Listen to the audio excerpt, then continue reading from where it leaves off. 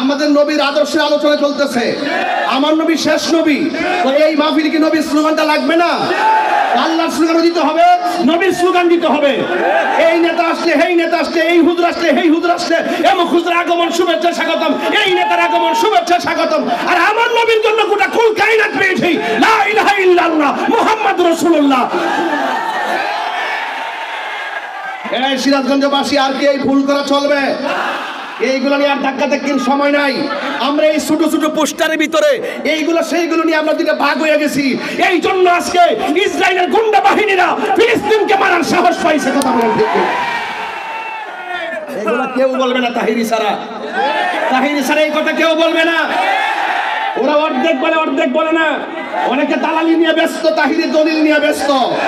কথা বলেন ঠিক কিনা বলেন? গভীর মনোযোগ। আমি তাহিরির দুইটা বৈশিষ্ট্য আছে,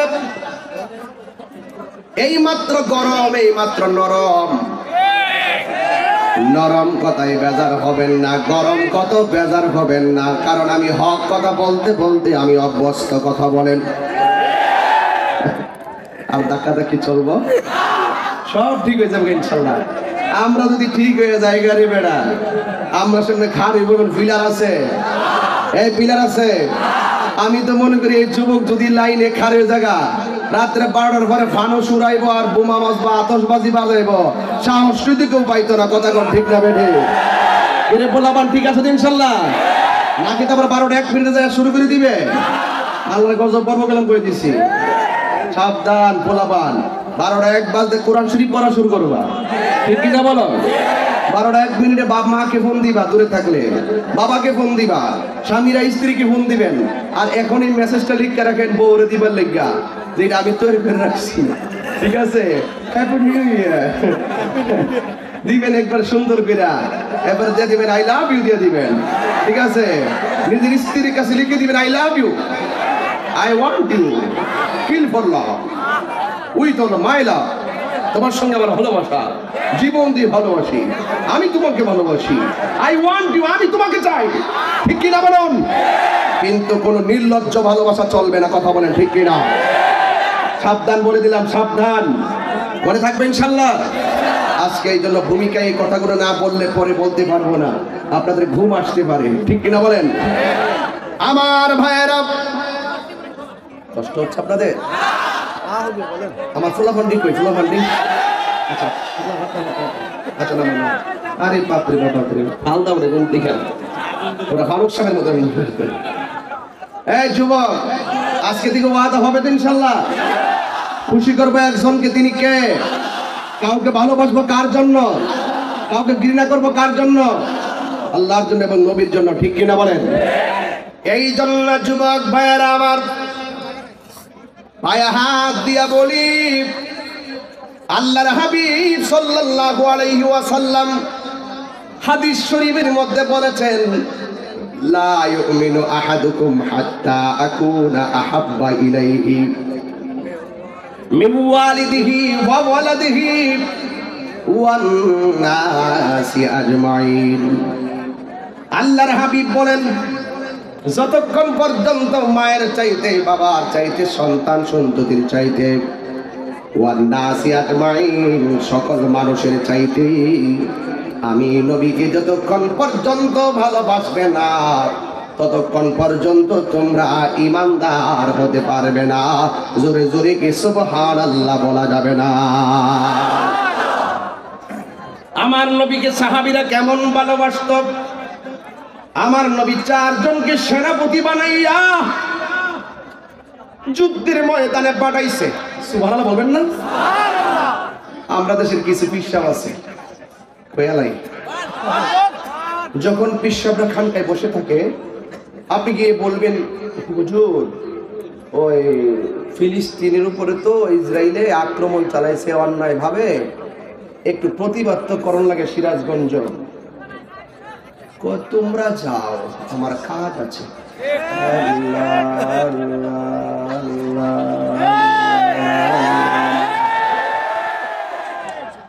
আবার যদি কোন যে হুজুর, পিসা হুজুর ওই সুইডেনে কোরআনের মধ্যে আগুন লাগাই দিছে, নাউজুবিল্লাহ কোন কি লাগে? একটু তো প্রতিবাদ করা লাগে মুসলিম হিসাবে। ও কি দরকার কই সুইডেন আর কই বাংলাদেশ, যাও তোমরা যাও। আল্লাহ এই কথা খারাপ লাগে? তাহিরি পিসাবগিরি কিন্তু করে। তাহিরের কিন্তু দুই একজন মুরিদ আছে, লাটকা মুরিদ বানাই না, বাচ্চা মুরিদ বানাই, যে এগুলো ওয়াদা করলে 100 পালন করে। কথা কন ঠিক কিনা বলেন? এই জন্য আমি কখনো রাজপথে থাকি, কখনো ওয়াজে নরম, কখনো গরম। আমার সব স্কেল আছে, আমি সব ধারায় কথা বলি। আমি রাজনৈতিক ধারায়ও, সুস্থ রাজনৈতিক ধারায় কথা বলি, দেশের সম্প্রীতির লক্ষ্যে কথা বলি, ধর্মের সম্প্রীতির লক্ষ্যে কথা বলি। সকল ধর্মের মানুষকে নিরাপত্তা দিতে আমার মুসলিম ভাইদেরকে অনুরোধ করি, এটাকে আমার অপরাধ। এই জন্য কিছু কিছু খানকার ভিতরে যে ঘুমটা ফিটরি আমার দেখতে না, এরা জীবন রাজপথে নামতে না, এরা শুধু বুঝবো গরুটা আর মহিষটা। যদি আপনি যাইয়া বলেন যে বাবা আমার ঘরের কোনায় একটা মধুর চাঁদ বসেছিল, আমি নিয়োগ করেছি এই এই আমি কিন্তু শেষ করে দিব, এবার এভাবে কথা বলে ওয়াজ করতে পারবো না তো। এটা গুরুত্বপূর্ণ তথ্য দিচ্ছে। সবসময় কি কথা বলে মানুষ? হ্যাঁ, দুষ্টামি করো, মাঝে মাঝে তোমরা বন্ধু বান্ধব বসছো, হয়তো কিছু কথা বলতে পারবে, কিন্তু সবসময় কি কথা বলবা? আদর পরিমাণে এই নয় যে ঘাড়ের উপরে এসে বসবা। তোমরা তো আমার খাসিয়ত জানো। যদি তোমার আদব থাকে, তোমার স্যান্ডেলগুলো আমার জিভ পাতা পরিষ্কার করে দিব। যদি আদব না থাকে, তোমার মতো শ্রোতা তাহিরির দরকার নেই। এটা মাথায় রাখতে হবে। আমি আদবকে অনেক লাইক করি। চুপ থাকবে, চুপ। আদবে আউলিয়া হয়। আদবে কি হয়? ওই বেয়াদবি করছে ইবলিস, লানতের শিকড় গলায় লাগছে। ঠিক কিনা বলেন? যদি আপনার বাড়ির মধুর একটা চা কাইটা যায় কৃষ্ণ হুজুরে বলেন আর কি যে আব্বা এই মধুর চাকটা বসার পরে নিয়ত করছিলাম মধুর চাকটা ভাঙ্গে আপনার দিব, এর লাগে নিয়ে আসছি, বাস ওই বোতলটা দাও। এই বোতলটা ভইরা নিয়ে গেছে। এটা তো কয় আব্বা মধু খাওয়া তো শূন্য, লয়েছে আপনার লাগে। ও তাই নাকি?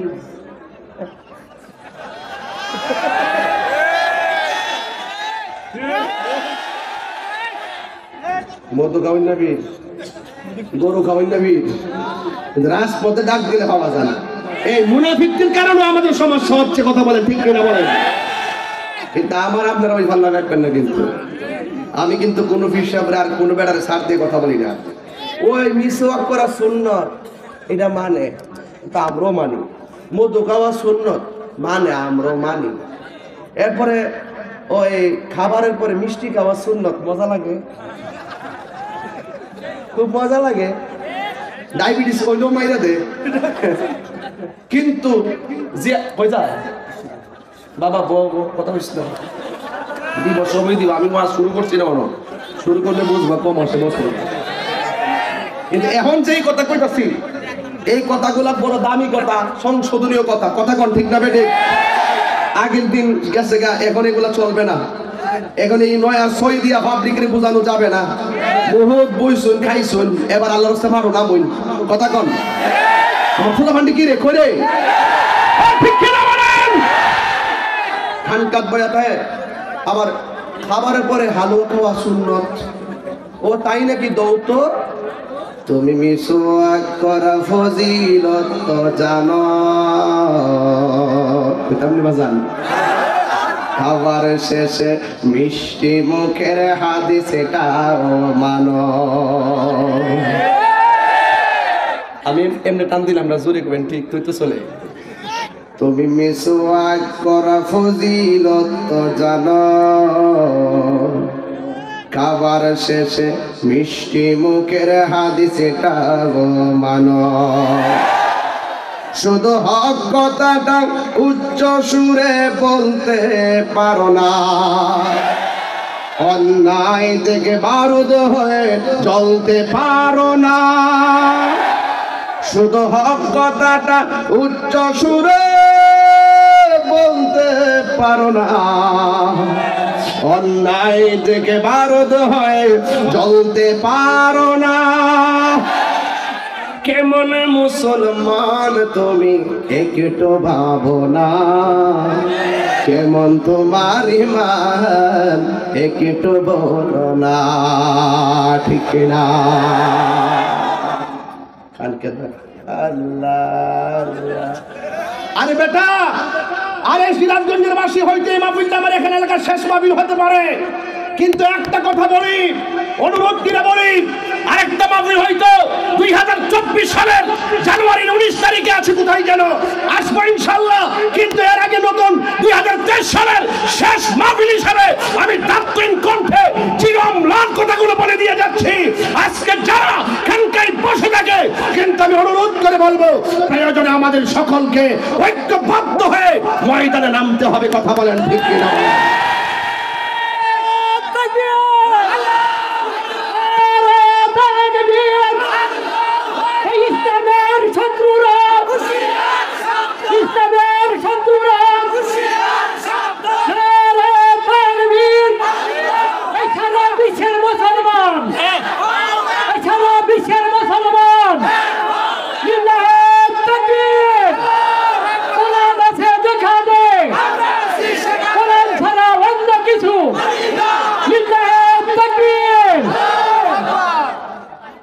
আরে রিসালাতটা কই না, না রিসালাত, না রিসালাত কই নিবে, কইলে আমরা মধ্যে ঠেলা ঠেলি কই মাঝে বলবা, কথা কোন ঠিক না বেটি?